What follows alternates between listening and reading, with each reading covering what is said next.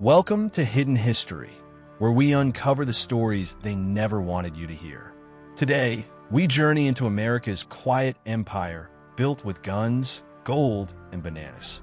In the early 20th century, a company known as United Fruit was quietly reshaping the economies and the governments of Latin America. Backed by American banks and protected by U.S. Marines, United Fruit dominated banana production and export.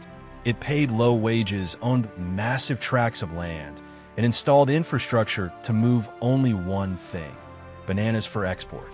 The term Banana Republic? It wasn't a joke, it was reality.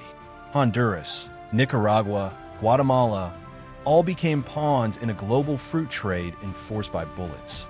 Between 1898 and 1934, the U.S. launched military interventions in no fewer than 7 Latin American and Caribbean countries.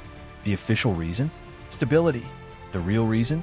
To protect American economic interests, mostly United Fruit's profits. In Haiti, Marines occupied the country for 19 years. In Nicaragua, they fought rebels. In the Dominican Republic, they disbanded local armies and installed puppet governments. But not everyone bowed to the empire. In Nicaragua, a guerrilla fighter named Augusto Cesar Sandino launched a resistance movement against the Marines. He refused to let a foreign army control his homeland.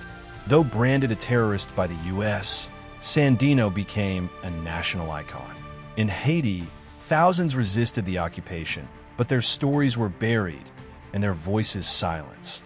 The people of Latin America are not beasts of burden to be exploited. Augusto Sandino. This wasn't just government policy, it was corporate warfare. United Fruit dictated land policy, crushed labor movements, and helped stage coups.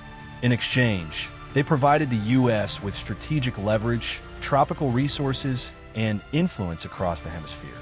Washington and Wall Street were in bed with Big Fruit, and the price was paid in blood. By workers who never saw the wealth they harvested. By the 1930s, public opinion was shifting. The Great Depression, war fatigue, and growing anti-imperialist sentiment forced the U.S. to scale back. But the damage was done. The banana wars left behind devastated economies, broken democracies, and a legacy of U.S. meddling that echoes into the present. And perhaps worst of all, the history was erased. Today, bananas are cheap, available year-round, and sold in every supermarket. But the nations that once fed the empire remain trapped in cycles of poverty and instability. U.S. influence didn't end, it evolved. Corporations still dominate agriculture in Latin America. And the story of the banana wars remains a cautionary tale of what happens when profits come before people. History isn't just about what happened, it's about what we're allowed to remember. The banana wars weren't a footnote, they were the foundation of an empire. At Hidden History, we bring the buried stories to light.